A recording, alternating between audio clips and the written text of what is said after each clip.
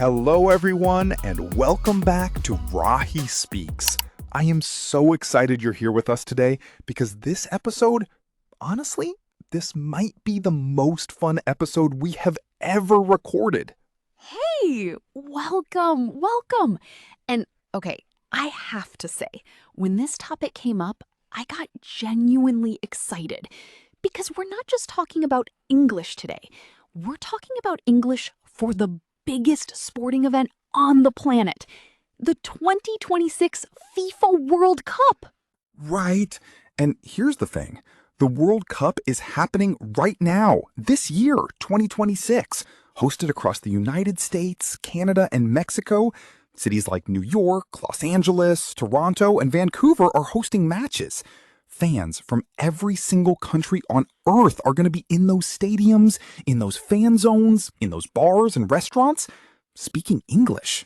And if you're a football fan, or soccer fan, as they say in North America, and your English isn't quite there yet for match day conversations, this episode is literally your preparation kit. We're going to make sure you walk into any World Cup moment fully equipped to talk, celebrate, argue, and connect in English. By the end of today's episode, you're going to know how to talk about matches, players, and tactics in English. You're going to be able to celebrate goals, argue calls, and have real fan conversations. And honestly, you're going to sound like you've been doing this in English your whole life. Here's your first question before we kick off. And yes, that pun was completely intentional. Which team are you supporting in the 2026 World Cup? Drop your answer in the comments right now. Let's see the teams representing in our Rahi Speaks community. And hey, please hit that like button and subscribe to Rahi Speaks. We upload every single day, so there's always something new waiting for you. All right, the whistle's blown. Let's go. Okay, Section 1, Match Day Vocabulary. The words and phrases you absolutely need to talk about what's happening on the pitch. Sorry, on the field. Actually, that's our first great lesson. In most of the world, the playing surface is called the pitch. In the United States and Canada, people say the field. Both are correct, both are used. When you're in New York watching a match, you might hear both in the same conversation. Let's build your match day vocabulary from the ground up, starting with the basics and going all the way to the advanced phrases that real fans use. The match itself. You can call it the match, that's the international and British English term, or the game, very common in North American English. Did you watch the game last night? Or what a match that was. Both are completely natural. Just know your audience. The first half and the second half. These divide the 90 minutes of play. Extra time is the additional period played when the score is level after 90 minutes. In North American English, you might hear overtime, but for international football, extra time is the correct term.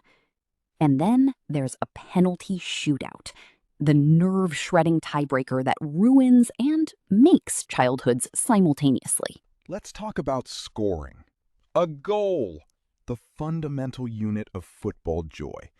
But native speakers don't just say goal, they describe goals.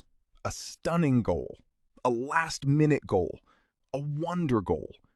An own goal, which is the devastating and slightly embarrassing moment when a player scores in their own net.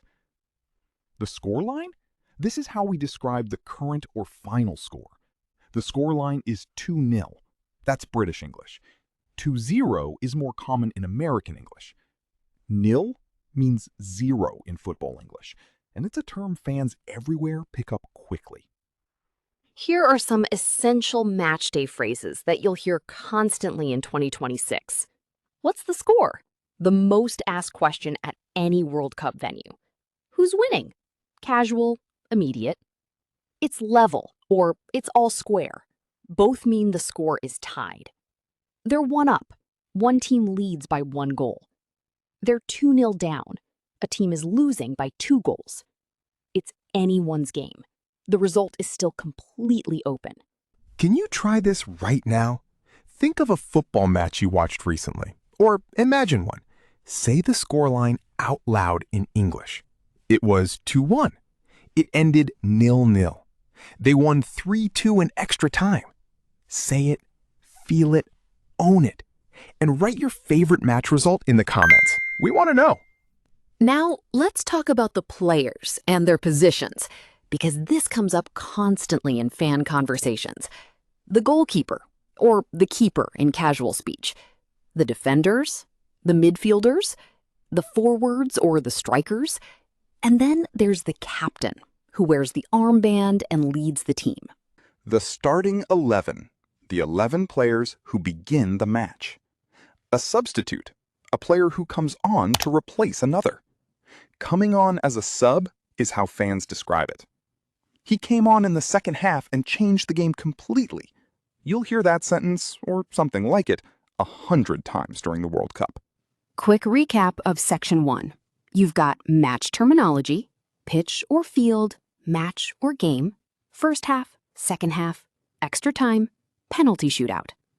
Scoring language, goal, scoreline, nil, level, up, down. Player vocabulary, keeper, defenders, midfielders, strikers, captain, substitute. This is your foundation. And now we build. All right, building perfectly on our foundation. Section 2. This is where things get really alive. Because football isn't just a sport, it's an emotional experience. And the English that fans use to express those emotions is incredibly rich, incredibly vivid, and incredibly fun to learn. Yes, and this is the vocabulary that makes you sound like a real fan. Not someone who studied football English from a textbook. Someone who actually lives and breathes the game. Let's start with how fans react to goals. When your team scores, the natural, immediate English expression is simply goal. But after that first shout, what do you say? What a goal! Expressing amazement at the quality. That was unbelievable. He absolutely buried it, meaning he hit the shot hard and perfectly. She placed it perfectly. The keeper had no chance. That came out of nowhere. And my personal favorite, I can't believe what I just saw. Now, how about when things go wrong? When your team concedes, gives away a goal, or when there's a bad call? These are the phrases you'll hear echoing around fan zones in New York and Toronto in 2026. That was never a foul. Disagreeing with the referee's decision. How did he miss that? Disbelief at a missed chance. We're throwing this away. The team is losing a lead they had. Come on. An expression of frustration or encouragement, depending on tone. What is going on? General disbelief. The referee is having a nightmare. The referee is making poor decisions throughout the match. Real conversation example. David and James are at a fan zone in Los Angeles watching a World Cup match. Their team has just had a goal disallowed, canceled, by VAR, the video assistant referee system. David says, "Oh, come on! That was clearly a goal." James says, "The VAR review is taking forever. This is ridiculous." David, "I can't watch. I genuinely cannot watch." James, "Right, and now we're one down. How did we let them score from that?" Completely natural, completely real. Every single phrase is something a native English-speaking football fan would say. Formal versus informal fan language. In a formal sports broadcast or newspaper, the referee awarded a penalty after a foul in the box. In a casual conversation between fans, the ref gave a penalty. Did you see that? He barely touched him. Same event, totally different language. The informal version is what you need for real fan situations. Real conversation example. David and James are at a fan zone in Los Angeles watching a World Cup match. Their team has just had a goal disallowed, canceled, by VAR, the video assistant referee system. David says, "Oh, come on, that was clearly a goal." James says, "The VR review is taking forever. This is ridiculous." David, "I can't watch. I genuinely cannot watch." James, Right, and now we're one down. How did we let them score from that? Completely natural, completely real. Every single phrase is something a native English-speaking football fan would say. Formal versus informal fan language. In a formal sports broadcast or newspaper, the referee awarded a penalty after a foul in the box. In a casual conversation between fans, the ref gave a penalty. Did you see that? He barely touched him. Same event, totally different language. The informal version is what you need for real fan situations. First tip, learn the VAR vocabulary because it's going to dominate World Cup conversations. VAR check, when the video system reviews a decision. Overturned, when VAR changes the original decision. Upheld, when VAR confirms the original decision. Offside, when a player is in an illegal position. It was ruled out for offside. A goal was canceled because of an offside call. Second tip, in the box means in the penalty area. You'll hear this constantly. He was fouled in the box. She scored from inside the box. Great save in the 6-yard box. Third tip, learn the sounds of football English. Ooh, when a chance is almost converted. Ah, when a shot goes just wide. These sounds are universal at football grounds, but what fans say immediately after them is where the real English learning happens. Write this in the comments. Imagine your team just scored a last-minute winner in the World Cup. What do you say in English? Write your reaction exactly as you'd say it in the comments. It can be one word, it can be 10 sentences. We want your football passion in English. Section 2 locked in. Goal reaction language, frustration expressions, VAR vocabulary, formal versus informal fan speech, and the key positional phrases like in the box. You are now a genuinely equipped English-speaking football fan. Section 3, and this is the section I'm most excited about because we're going beyond the match itself. We're talking about the conversations that happen before and after the game, in the queue for the stadium, at the bar, on social media, with strangers who become instant friends because you're both wearing the same colors. Oh yes, this is where English really connects people. Because the World Cup isn't just 90 minutes. It's days of build-up, analysis, debate, and shared experience. And all of that happens in conversation. Let's start with pre-match conversations. These are the discussions that happen before kickoff, and they follow very predictable patterns that are incredibly useful to know. Who do you think's going to win? The classic opening. I reckon it'll be close. Reckon is a very natural British and Australian English verb, meaning to think or to believe. I think it'll go to extra time. My money's on the underdogs today. Underdogs are the team expected to lose, but who might surprise everyone. What's their form been like? Asking about a team's recent results and performances. Form in football English means how well a team has been playing recently. They've been in great form. They've been terrible lately, 3 losses in a row. They're coming in on the back of a big win, meaning their most recent result was a victory. Tactics conversations. Oh, this is where football fans really get into it. How do you think they'll set up? Asking about the team's formation and tactical approach. They usually play a 4-3-3. That's a formation with 4 defenders, 3 midfielders, 3 forwards. He's been playing out of position. A player is being used in an unfamiliar role. Their pressing is incredible.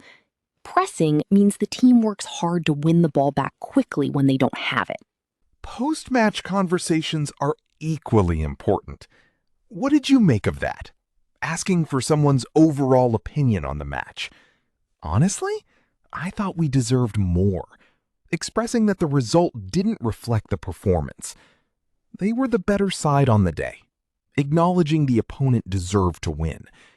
It was a game of 2 halves, a very common expression meaning the 2 halves of the match were very different in quality or events. He was the man of the match, the player judged to have performed best. She played out of her skin. An idiom meaning someone performed exceptionally well. They left it all on the pitch. The team gave maximum effort. We were robbed. A passionate, slightly dramatic expression fans use when they feel a match was unfairly decided against them. Interactive practice time. I'm going to describe a match situation, and you respond naturally in English. The match ended 1-0. Your team won. It was a tough, defensive game. You didn't play brilliantly, but you got the result. How do you describe it to a friend? You could say, honestly, it wasn't pretty, but we ground out the result. 1-0, clean sheet, that's all that matters in a World Cup knockout game. Grinding out a result means winning despite playing poorly. Clean sheet means the goalkeeper and defense didn't concede a goal. Both phrases, native, natural, perfect. Say it out loud. We ground out the result. Feel that phrase. That's real football English. That's the language of fans. One more scenario. Your team is out of the tournament. They lost on penalties. How do you express the heartbreak? You might say, I can't talk about it. Penalties again. It's heartbreaking, honestly. We deserve to go through. Or more dramatically, that's football. Kills you every time. Short, raw, real. Every football fan on earth understands exactly what that means. Section 3 review. Pre-match language. Form.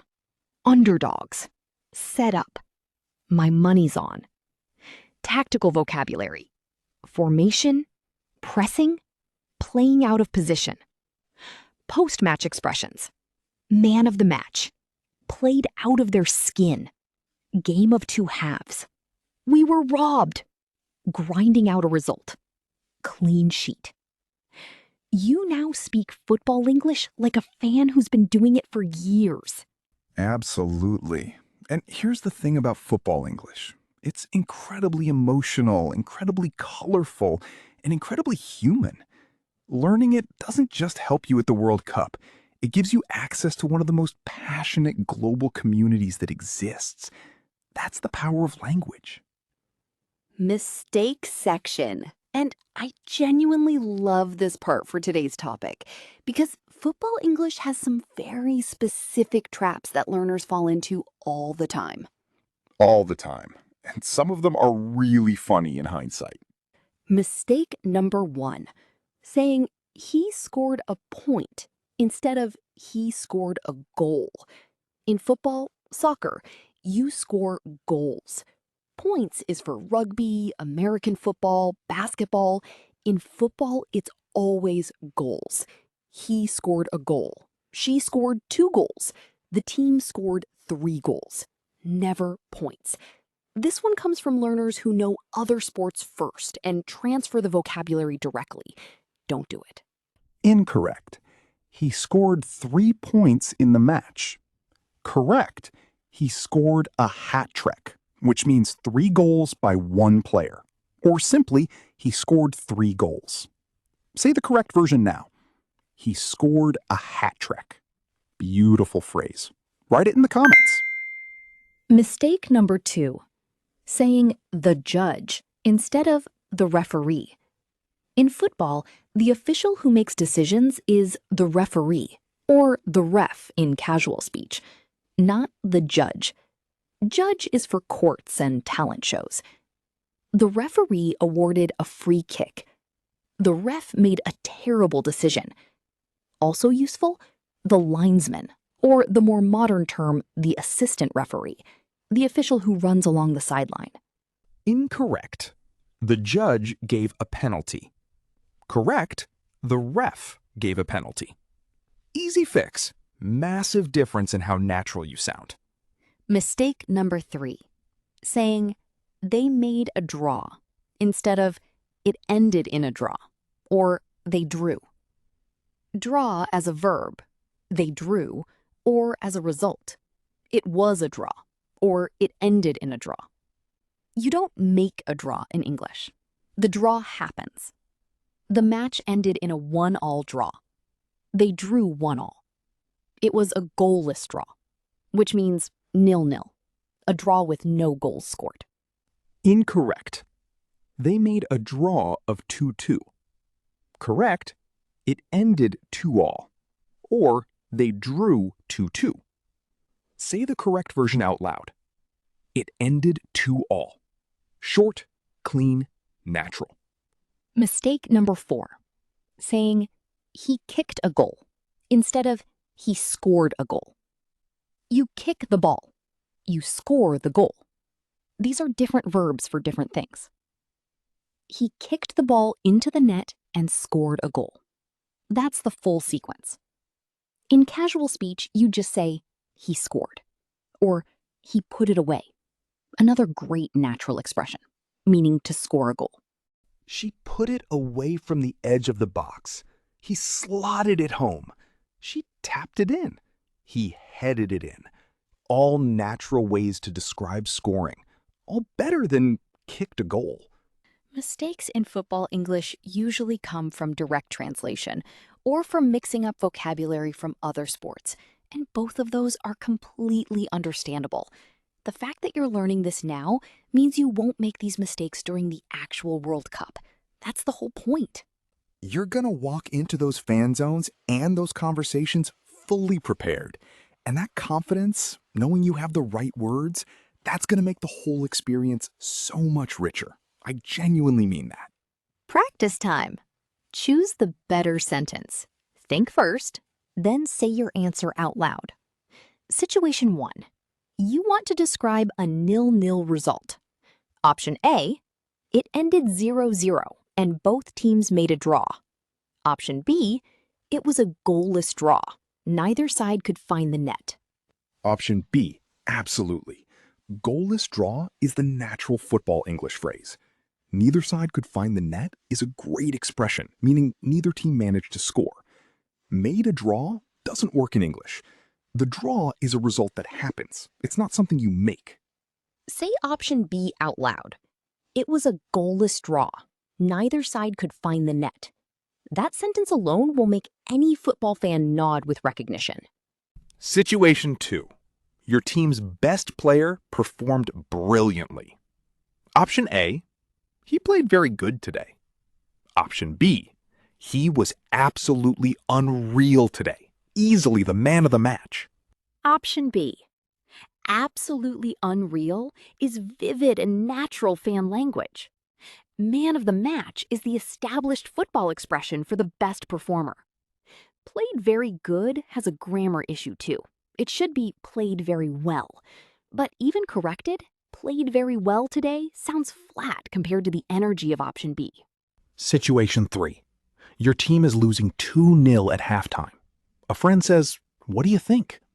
Option A, I think it is not looking well for our team. Option B, honestly, we need to come out fighting in the second half. 2-0 is not insurmountable. Option B. Come out fighting means starting the second half with much more energy and aggression. Not insurmountable means it's still possible to recover. 2 goals is a big deficit, but not impossible. That second sentence is the kind of thing you'd hear from a passionate, knowledgeable fan anywhere in the world. Now here is your challenge. Write one full sentence in the comments about the 2026 World Cup. Your prediction, your hope, your team, your favorite player, anything. Use at least one piece of football English from today's episode. Make it real. Make it yours. One sentence. Real football English. Your voice. Write it. And remember, the best conversations happen when you're brave enough to start them. Your English doesn't need to be perfect. It just needs to be genuine. Football fans are the warmest, most welcoming community when you show up with passion. And you have plenty of that. Wow, what an episode! I am so energized right now. This one was so much fun to make, and I genuinely hope it felt like that to listen to as well. You just learned a huge amount of real, practical, fan-level football English. And the World Cup is happening right now. This knowledge is immediately useful. Let's do a final recap of our 3 sections. First, match day vocabulary. Pitch and field, match and game, score lines, positions, substitutes, and the language of what happens on the pitch. Second, emotional fan language, goal reactions, frustration expressions, VAR vocabulary, and the difference between formal broadcast English and real fan speech. Third, the conversation English, pre-match analysis, tactical vocabulary, post-match reactions, and all the brilliant idiomatic expressions that real fans use every single day. 3 sections, 1 World Cup. And now you are fully equipped to walk into any football conversation in English and hold your own.